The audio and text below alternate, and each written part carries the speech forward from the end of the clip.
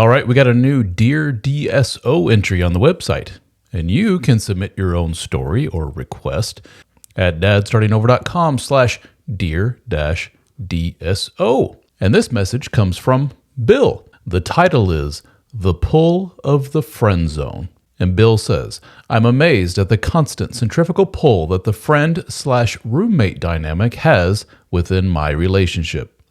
Without constant input of lover energy, parentheses, arranging time away from the kids, consciously changing the subject away from the kids and work, initiating physical intimacy, it goes right back to that center, and my wife doesn't seem to mind or even notice. We can have mind-blowing sex on a Tuesday, and then by Friday, she's back to being completely consumed by the work and the kids and acting as if this is the entirety of our lives together. Acting as if the fun/sexy side of her doesn't even exist. Even though she enjoys our romantic times, she enjoys the sex, and is clearly relaxed and refreshed by our time together, it's almost like she has a mental block against acknowledging it. She makes no effort to make space for it in our lives. And at every time I coax her away and make time for us as a couple, she is almost surprised that she enjoys it. It's like she's remembering each time. And then a day or two later, it's like it never happened. We're back to being roommates. I get that I have to lead, but sometimes I am still amazed at how completely passive she is in this regard. If it were up to her, all she would ever do is talk about the kids, vent about work, watch mindless TV, and go to bed. She would be happy with this, and I would be miserable, which is basically where we were before we found Dad Starting Over. We would drift apart and probably end up divorced, and yet she would still make no effort. I feel like I've learned a lot about the reality of marital dynamics in the past year, but I still find this baffling. So, how interesting. How many of us can relate to this?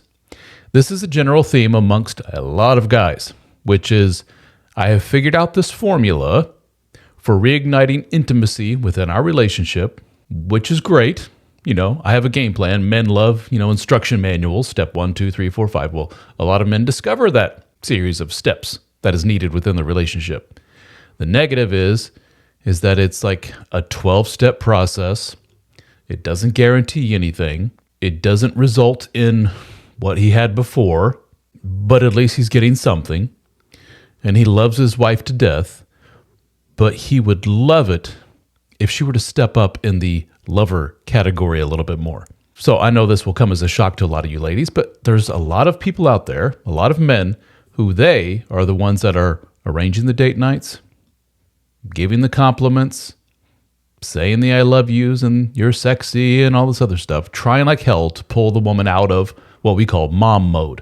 As I often say, and how I wrote in my book, The Dead Bedroom Fix, when a wife is in mom mode, she is only in mom mode. There's very much a delineation, a separation between the world of the sexy, fun, erotic and the world of parenthood, domesticity. It's very, very difficult to marry the two together. You have to water each side of the fence equally. And what many of us men, not all of us, but many of us have learned is, if I'm not the one watering the sexy side, it just dies.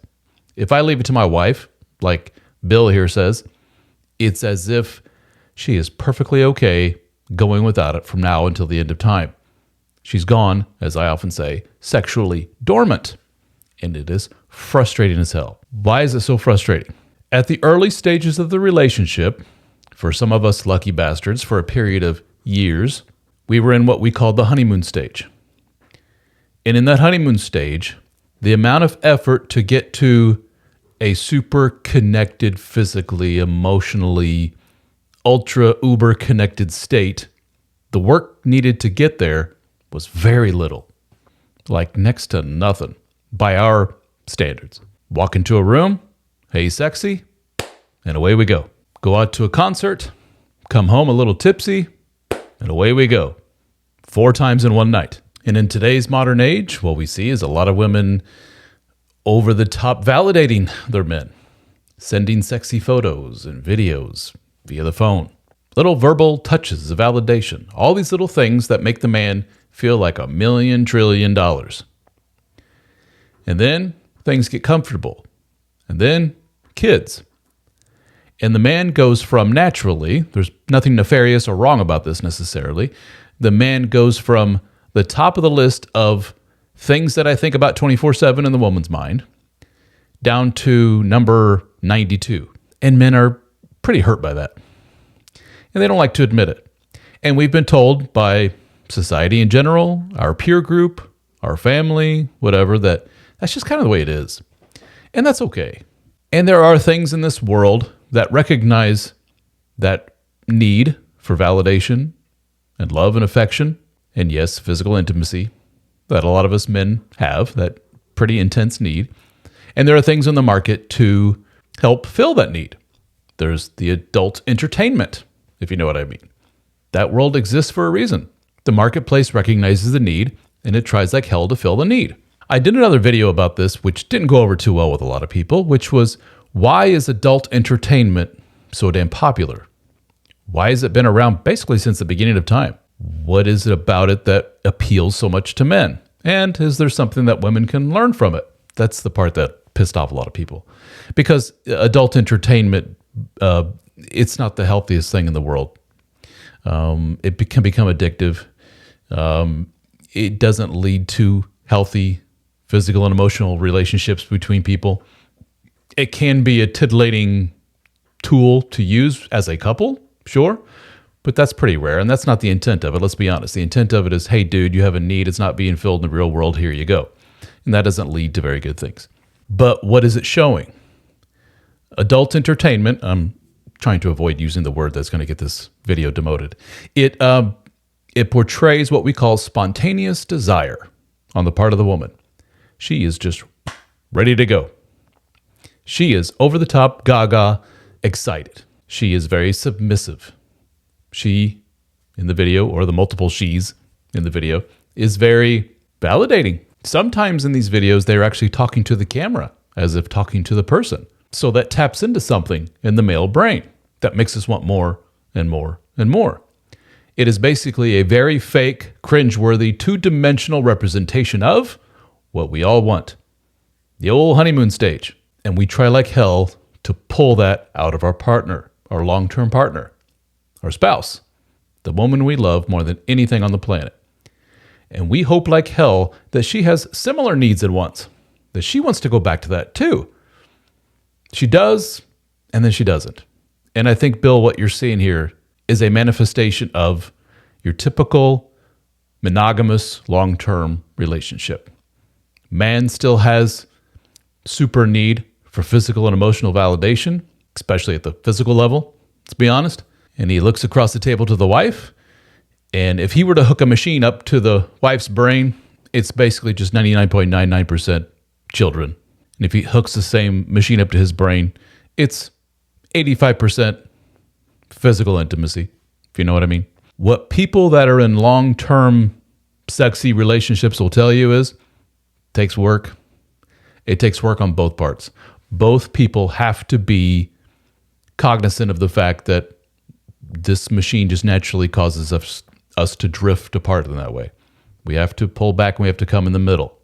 The wife has to recognize, I can't throw myself 99.9% into the world of kids. That's not healthy. It's not healthy for us. And dude over there has to say, I have to be empathetic to the fact that her brain is now screaming baby, baby, baby, like 24/7. She's not in that mental headspace. So it's going to take work on my part, as Bill has learned, to pull that out of her. But damn it, it'd be nice if she did a little bit of the work as well. Again, this doesn't apply to all situations. I'm sure that won't dissuade a lot of you from leaving shitty comments anyway, so please go ahead. But it's really, really common, unfortunately. And a lot of people kind of throwing up their hands. A lot of therapists, you'll talk to a lot of therapists who will say, welcome to the world of long-term monogamy. It kind of sucks in that regard. And yes, it takes a lot of work. And from what I've seen, what helps is if the woman comes from a place culturally, her social group is one where she's surrounded by women who say, honey, this takes effort. Here, let us take the kids from you. Beat it. go away for a weekend with your husband. You guys need to get away. That, again, is relatively rare, especially these days. There's a lot of shame and a lot of angst and anxiety around the world of raising children. And a lot of women feel that their social circle is actually telling them, if you take 1 second away from that child, you're a terrible mother.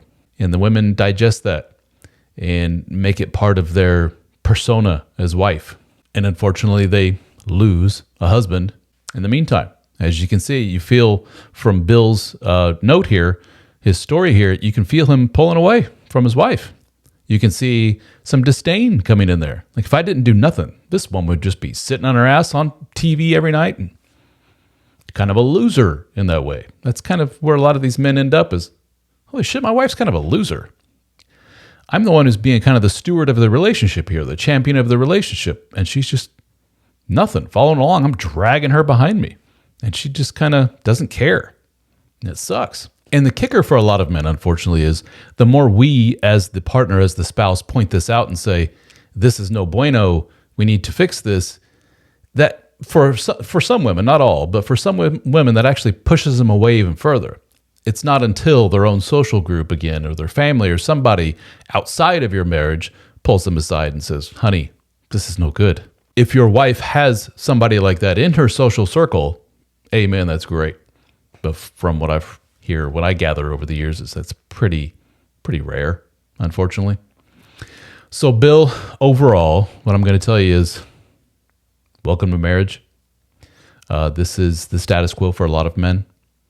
And a lot of men have determined that, oh boy, it takes work.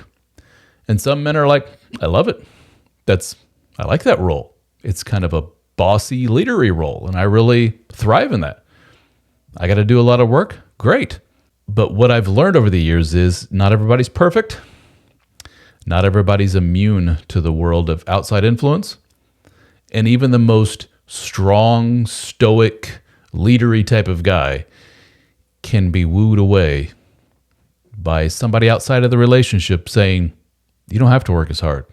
Here, let me text you something out of nowhere. Here, let me give you a little compliment that you haven't heard from your wife in years.